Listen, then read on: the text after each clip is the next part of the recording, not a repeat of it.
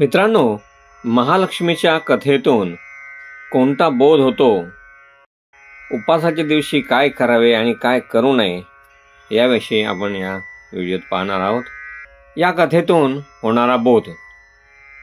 लक्ष्मी देवी जिथे स्वच्छता, सत्य, नम्रता आणि भक्तिभाव असतो तिथेच नांदते. अहंकार, असत्य आणि अपवित्रता जिथे असते तिथून ती निघून जाते. काय करावे आणि काय टाळावे? काय करावे? सकाळी लवकर उठून स्नान करावे आणि पूजा करावी. सकाळपासून संध्याकाळपर्यंत उपवास करावा.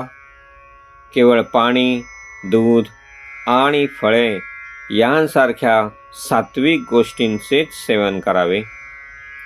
पूजा आणि व्रताच्या दिवशी घरात शांत आणि आनंदी वातावरण ठेवावे.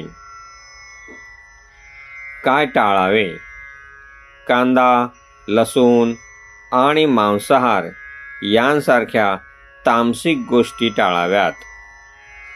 व्रतधारकाने अपशब्द आणि कठोर शब्द वापरणे किंवा वाद घालणे टाळावे. व्रत करणाऱ्यांनी केस, नखे कापणे किंवा दाढी करणे या दिवशी टाळावे.